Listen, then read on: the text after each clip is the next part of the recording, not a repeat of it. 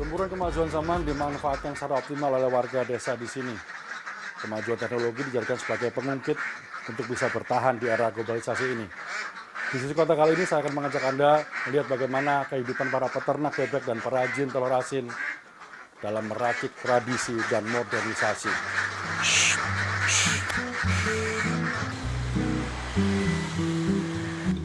Laju perubahan zaman tidak dapat dibendung, tidak terkecuali di desa ini, Desa Kebonsari, Kecamatan Candi, Sidoarjo, Jawa Timur. Desa ini terkenal sebagai desa bebek dan telur asin. Tetapi jumlah peternak bebek dan pembuat telur asin di desa ini makin sedikit. Saat dikukuhkan sebagai kampung bebek dan telur asin pada 2010, ada 47 pengusaha kecil menengah yang menggeluti bisnis ternak bebek dan pembuatan telur asin. Seiring berjalannya waktu, kini hanya tersisa 22 industri rumahan yang bergerak di bidang itu.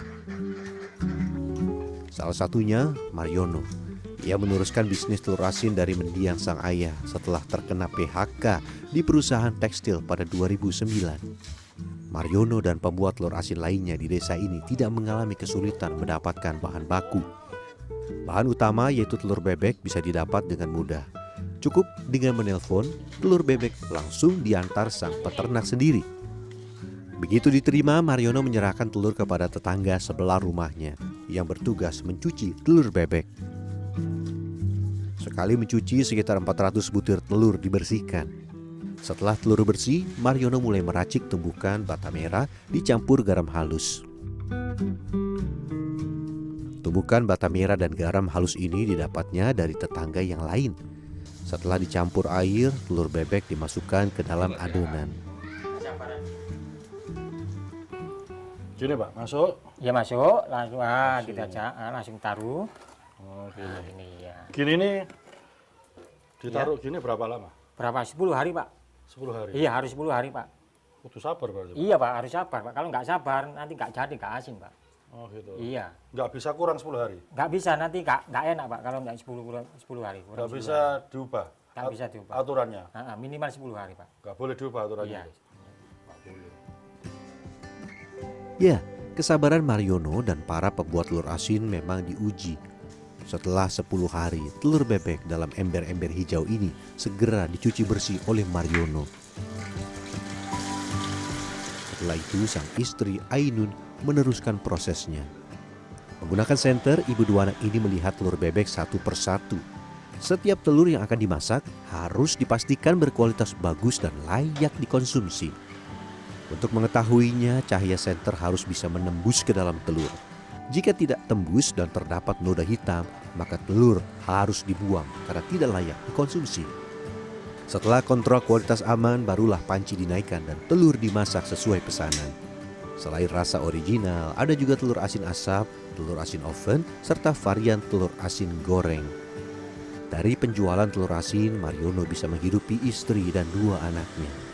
Meski belum mempunyai toko, Mariono yang mempunyai usaha dagang bernama Ngalah Jaya ini memasak etalase sederhana di teras rumahnya.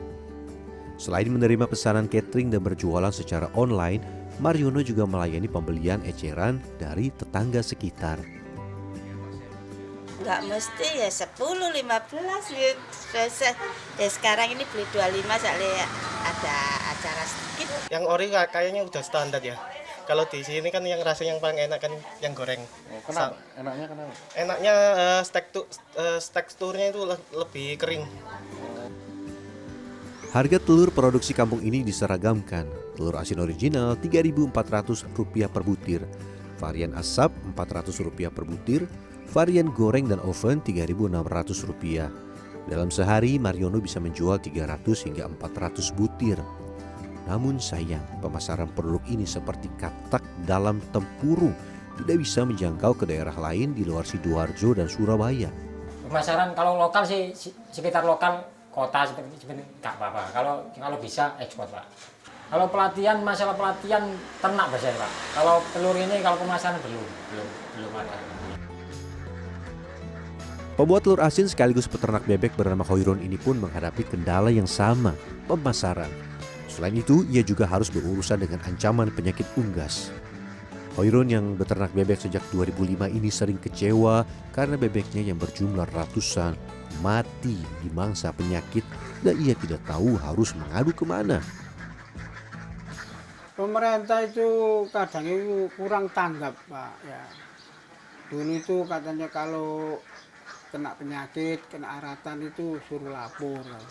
Kadang sudah lapor gitu, tindakannya itu ya, lama, kadang nggak dibiarkan, cuma ditanya-tanya gitu aja.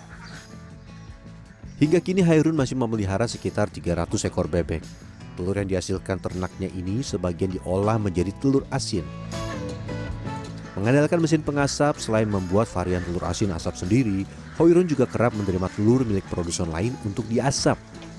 Ia menyebutnya menjadi kuli asap. Menurut Ketua Paguyuban Sumber Pangan yang memayungi para produsen telur asin di Desa Kebonsari, ada beberapa masalah yang menjadi ganjalan bagi para pembuat telur asin dan peternak bebek. Tentang lahan yang sangat berkurang sekali dengan populasi penduduk sangat bertambah. Yang kedua, karena biaya pakan semakin mahal. Yang ketiga, dari bibit kita itu tidak bisa produksi sendiri, artinya tidak bisa mengelola produk bibit induk sendiri dengan bagus. Peternak bebek dan pembuat telur asin tidak bisa bergerak sendiri. Mereka berharap pemerintah memperhatikan nasib, khususnya dalam bidang pemasaran, baik pemasaran konvensional maupun online. Gancar Wicaksono, Andreas Wicaksono, Sidoarjo, Jawa Timur.